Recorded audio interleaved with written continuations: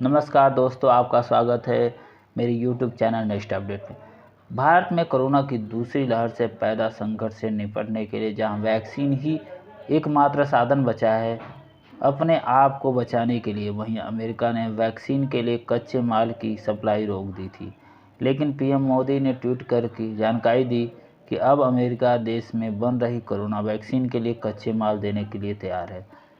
वहीं अमेरिका के आगे आने के बाद से राष्ट्रीय सुरक्षा सलाहकार अजीत डोभाल चर्चा में हैं।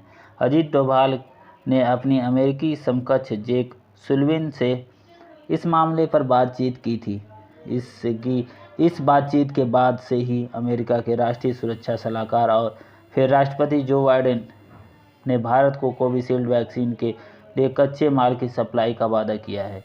इस ऐलान के बाद से ही अजीत डोभाल ट्विटर के टॉप ट्रेंड में हैं। कई ट्विटर यूजर्स का कहना है कि जहां अजीत डोभाल हैं वहां राह है। अमेरिका को इनकार से इकरार तक लाने वाले अजीत डोभाल की जमकर तारीफ की जा रही है। इस बीच अमेरिका के जॉन एफ कैनेडी एयरपोर्ट से 318 ऑक्सीजन कंसंट्रेट्स को लेकर एयर इंडिया का विमान दिल्ली के लिए रवाना हो गया है।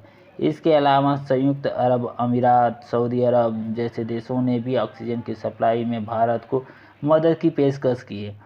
अमेरिका ने अपने नज़दीकी एयरबेस से कहा है कि वह ऑक्सीजन जनरेटर को एयरलिफ्ट करे।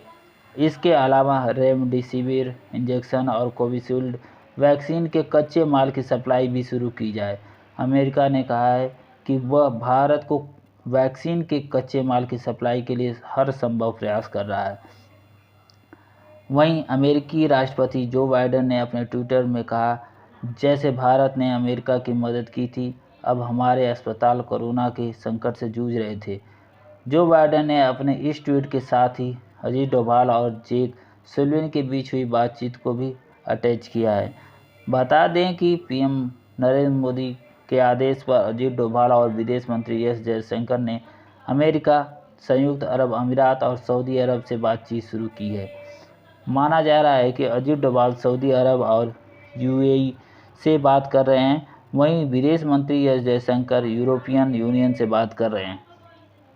खासतौर पर वह फ्रांस से संपर्क में हैं ताकि ऑक्सीजन कंसंट्रेट्स, रेमडेसिविर और वैक्सीन के लिए कच्चे माल की सप्लाई सुनिश्चित की जा सके।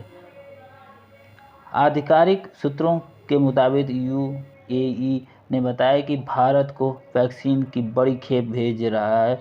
इसके अलावा सऊदी अरब की ओर से भी ऑक्सीजन जनरेटर्स की सप्लाई की जा रही है। ब्रिटेन की ओर से भी बड़ी संख्या में ऑक्सीजन जनरेटर की सप्लाई की जा रही है।